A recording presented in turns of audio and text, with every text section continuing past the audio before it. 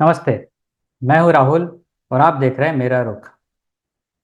आज के विश्लेषण में हम बात करेंगे अभी हरियाणा और जम्मू कश्मीर में जो चुनाव हुए उसके अंदर खास तौर पे हरियाणा में जो कांग्रेस को हार मिली, उस हार के बाद कांग्रेस के लिए आगामी 3 विधानसभा चुनावों में महाराष्ट्र, दिल्ली और झारखंड में क्या रास्ता आसान होने वाला है या फिर मुश्किल होने वाला है। खासकर हम आज के इस विश्लेषण में महाराष्ट्र से रिलेटेड बातें करेंगे।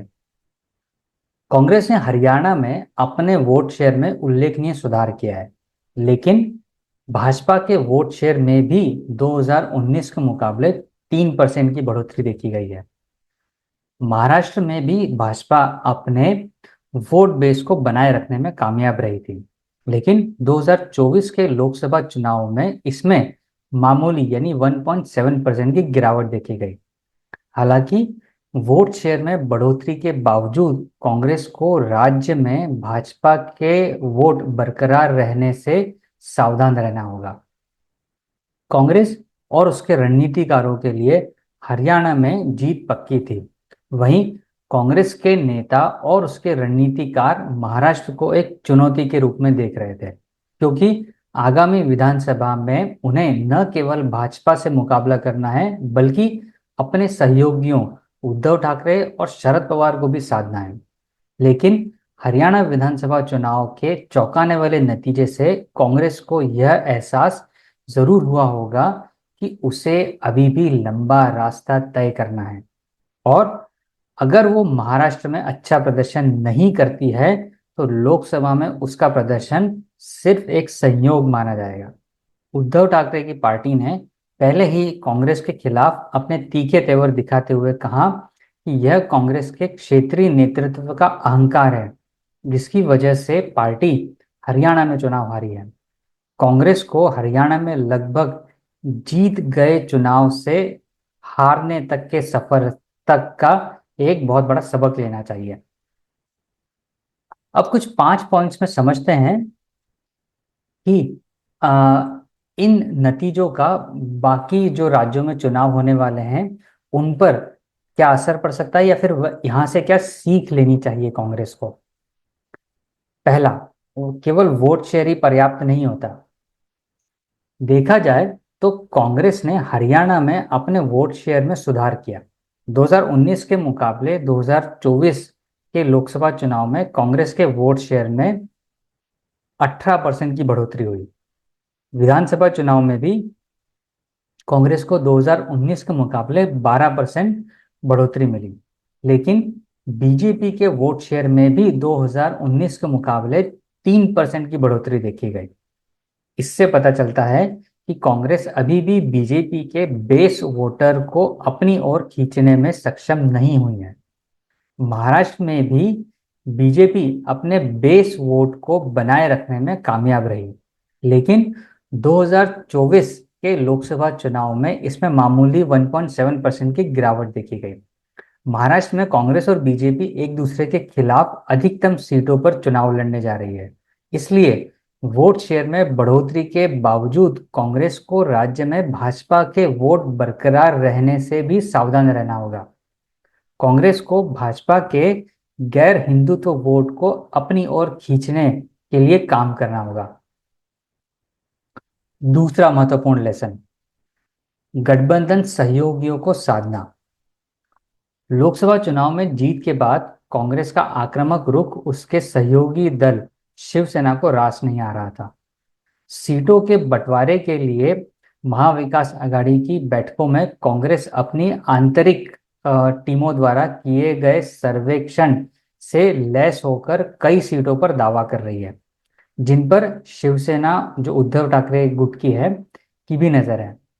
कई कांग्रेस नेताओं ने सार्वजनिक और निजी तौर पर कहा है कि अगर सीटों का बंटवारा उनकी मांगों के मुताबिक नहीं हुआ तो वे दोस्ताना मुकाबले के लिए भी तैयार हैं, यानी अलग अलग लड़ेंगे।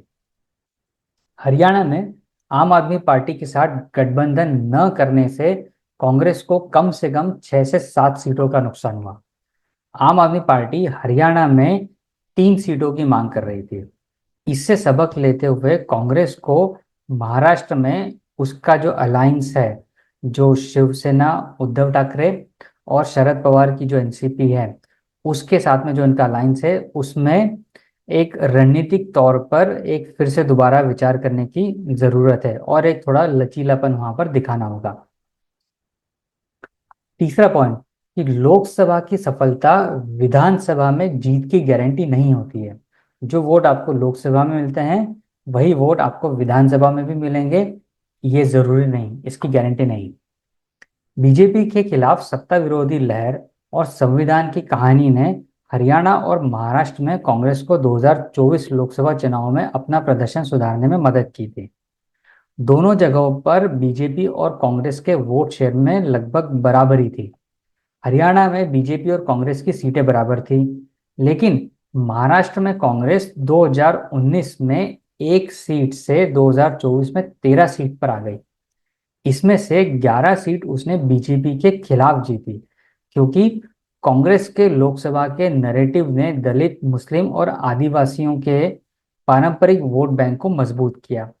मराठवाड़ा में मराठा आंदोलन ने भी कांग्रेस के पक्ष में काम किया और इसने महाराष्ट्र में मोदी फैक्टर को नकार दिया।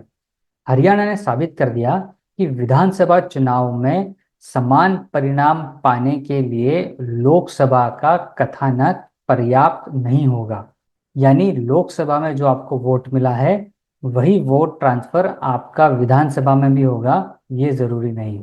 कांग्रेस को स्थानीय मुद्दों पर काम करने की आवश्यकता होगी और साथ ही जो स्थानीय नेता हैं उन्हें भी जमीनी स्तर पर और अधिक काम करने की आवश्यकता होगी। चौथी बात, राज्य नेतृत्व को संतुलित करना। पिछले कुछ वर्षों में कांग्रेस ने जहां भी क्षेत्रीय क्षत्रपों को पूरी ताकत देने का काम किया है, वहां विद्रोहियों को बढ़ावा मिला है और टिकट वितरण में समस्या आई है। जैसे छत्तीसगढ़ में भूपेश बघेल, मध्य प्रदेश में कमलनाथ, राजस्थान में अशोक गहलोत और हरियाणा में भूपेंद्र हुड्डा के साथ ऐसा हुआ। महाराष्ट्र में कांग्रेस के पास ऐसा कोई नेता नहीं है जिसकी पूरे महाराष्ट्र में मौजूदगी हो। लोकसभा में पार्टी ने अपने गढ़ में उप क्षेत्रीय क्षत्रपों पर भरोसा किया।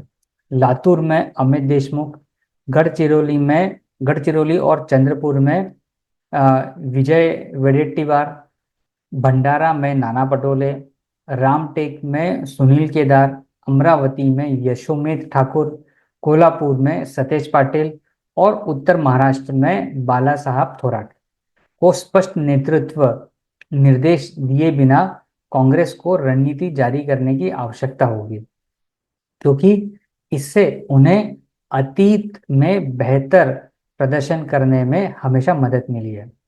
इससे पार्टी के अंदरूनी कलह को बढ़ावा नहीं मिलेगा।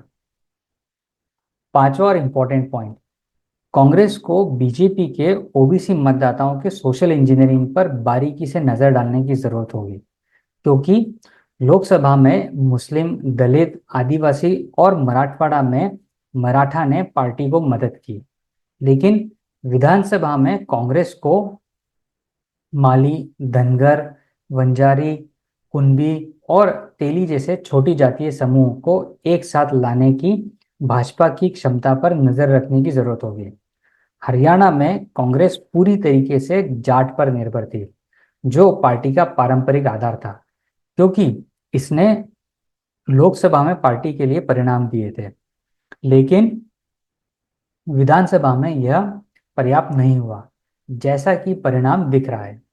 अगर कांग्रेस बेहतर प्रदर्शन करना चाहती है तो उसे अन्य छोटे वर्गों तक भी पहुंच बनाने की जरूरत होगी, क्योंकि भाजपा पहले से ही ओबीसी एकीकरण की रणनीति पर काम कर रही है। तो ये था एक छोटा सा एनालिसिस जिसमें ये पता करने की कोशिश की गई कि हरियाणा में जो कांग्रेस से चूक हुई, क्या वही चूक कांग्रेस महाराष्ट्र या बाकी दूसरे राज्यों में भी कर रही है, स्पेशली अगर महाराष्ट्र की बात करें तो। और कांग्रेस को ये भी समझना होगा कि लोकसभा में जीत की गारंटी या लोकसभा में जीती हुई सीटें वो विधानसभा में भी वैसा ही वोट ट्रांसफर होगा, ये जरूरी नहीं होता। इसे समझने की बेहद जरूर आवश्यकता है। और जो क्षेत्रीय नेता हैं जिनका अलग अलग क्षेत्रों में दबदबा है या फिर राज्य में जिनका असर है, उनके बीच में जो आपसी टसल है वो भी बहुत एक नुकसान पहुंचाती है। उस पर भी काम करने की जरूरत है, जैसे हरियाणा में साफ देखा गया। अगर इन चीजों पर कांग्रेस पूरी ईमानदारी के साथ काम करे तो हो सकता है उन्हें महाराष्ट्र में उनके अपेक्षित परिणाम मिले। वरना जो हरियाणा में हुआ वही चीज झारखंड, महाराष्ट्र में होते हुए देर नहीं लगेगी। और दिल्ली में तो खैर वैसे भी अभी वजूद की लड़ाई है, तो वहां कोई सकारात्मक परिणाम कांग्रेस के पक्ष में आएगा इसकी उम्मीद कम ही है। तो ये था आज का विश्लेषण। उम्मीद है आपको पसंद आया होगा, और अगर पसंद आया हो तो उसे लाइक, कमेंट और शेयर करें, और इसे चैनल को सब्सक्राइब करना भी ना भूलें। धन्यवाद।